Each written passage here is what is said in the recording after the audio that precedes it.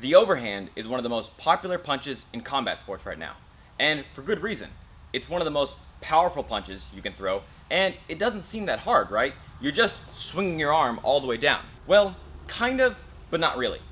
A lot of people seem to have trouble figuring out how to actually do the overhand, which is weird because it is pretty simple. Fortunately for y'all, today we're going to go over the overhand, and I'm going to show you a tip that I picked up that I use to help teach people how to do it.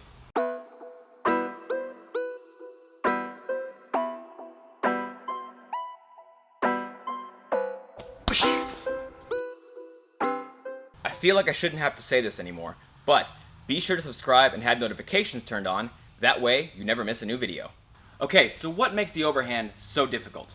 Like I said, it's just swinging your arm all the way down. And if you've never been taught how to punch before, that's probably how you think punching works anyway. The problem is, if you've been taught how to punch, you know that's not how it works at all.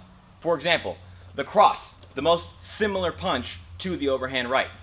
I'm going to be here in my stance. I'm going to generate the punch from my hips, extend through the trunk, push the arm out, and then bring it back into its original position. Once again, I'm here. It's shooting out like an arrow and then coming back into its quiver. Because as you know, when you shoot an arrow, it comes all the way back. Unlike with the untrained punch, or even the overhand, which takes a little bit more of an angle. Now, I'm not saying the overhand is a haymaker. The overhand is a technical punch. It's just not quite as technical as the cross.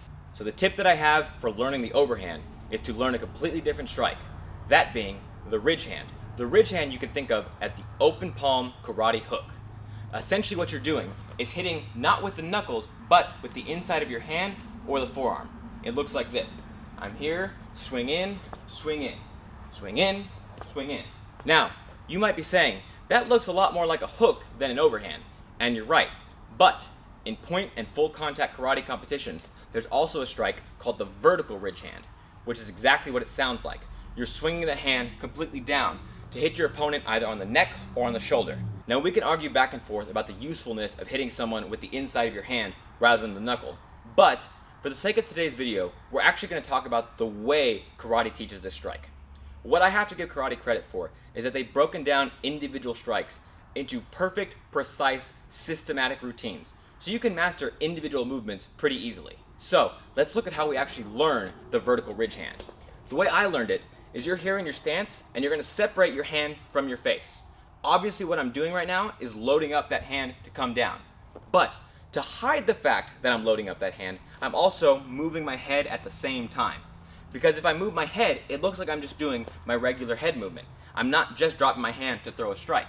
Again, if your opponent knows you're going to throw a strike, it's not going to land. So I move my head as I separate my hand. It doesn't look like much. From there, I'm going to shoot my hand up and corkscrew my palm down. There is my ridge hand. Now, at this point you might be saying, okay, what does it have to do with the overhand? Well, the vertical ridge hand is the overhand. The only difference is I'm hitting with my knuckles instead of the inside of my hand. But you're doing it the exact same way. I'm here in my stance, separating my hand from face, shooting my hand straight up, and then corkscrewing it over to hit now with the knuckles. The reason I advocate learning the overhand as though it were a vertical ridge hand is because it takes out our inclination to drop and swing our hand all the way from back here. It changes the overhand from just being a haymaker or from being a gross looking cross into being a very specific, very technical strike. Now that we've got the overhand itself out of the way, let's go over some other details. First, let's talk about your opposite hand. You can throw this punch and keep your lead hand here tucked as a guard. In fact, that's what's recommended. But that's not necessarily what I do. Going back to karate, you learn how to punch by pulling the other arm back into this chamber.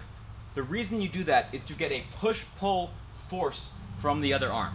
My right arm is helping my left arm by pulling my shoulder and my hip into the strike. I'm going to transfer that idea into my overhand punch. Because now, when I do the overhand, instead of keeping my hand here, I'm going to pull my shoulder back. You can see that gives me a little more length in the punch, and when I'm doing it, it helps give me a little more sting. I'm working on pulling the shoulder back as I do the strike. Notice, I'm not dropping my hand as I do the strike, because that didn't do anything for my shoulder. I'm pulling from here, not from here. So once again, it looks like this. The second tip I want to talk about is what you do after you land your shot. Now, if you throw your overhand and your opponent explodes, perfect, then you're done. But I'm gonna assume you're mostly using this in sparring in a situation where you don't want to knock out your opponent, which means he's probably gonna come back after you, which also means I don't want to come here and just drop my hand, because look how exposed I am to get hit again. So remember the follow through on your overhand. All together, I'll be here and I go. Also note, my footwork for the overhand is the exact same as it is for the cross. When I throw the cross, I rotate in, get full extension, and then come back. Again, I rotate on the ball of my rear foot and back to my original position.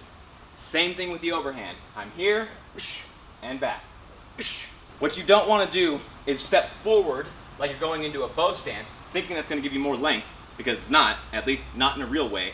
And you also don't want to stay flat-footed and only swing from the hip. So just do the footwork for the cross, but with the overhand. Now let's talk about some combinations using the overhand. First one's going to be very karate forward. I'm going to be here in my good wide stance, start with a lead leg side kick, fall into a jab, then move my head offline into my overhand. Notice that I'm hitting twice with the lead side. I'm going right here, side kick, and as I fall, I throw the jab. Then I move my head offline, there's my overhand. So it's not 1, put it down, 2, 3. It's more like boom, boom, boom. There's not going to be a lot in that lead leg side kick. You're not trying to get them clear across the planet. What you're trying to do is get their attention down low, follow up high, and then move your head off angle. Again, I'm here.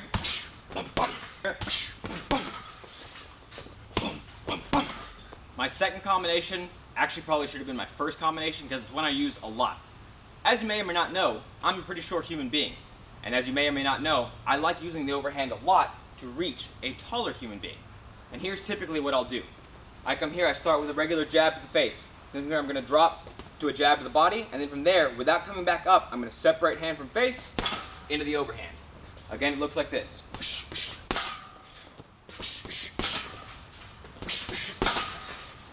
You're not putting too much into that first jab, but you are trying to get their attention down low, because obviously from there, you're going to reach up with that overhand. Make sure you're moving your head offline, because if you don't, you're likely to run into something on their right side. So, once again, I'm here. Make sure when you do this combination that your lead foot doesn't sneak in closer to give you more range for the overhand. Like I said a minute ago, that's not actually getting you any closer. So, if I can land the hand from here, I can land the hand from here. Once again, I'm here.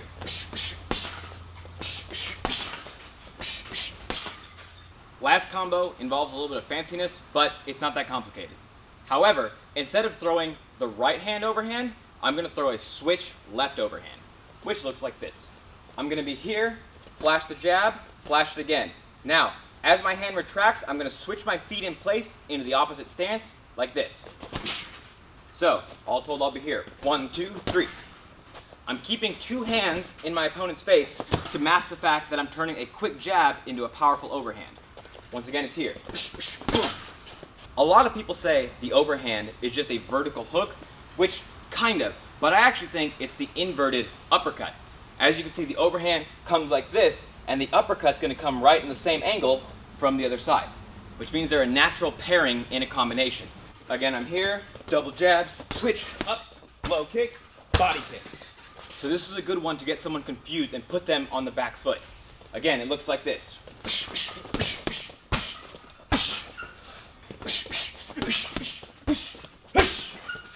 Alright guys, there you have it. There was an overview of the overhand and also the vertical ridge hand.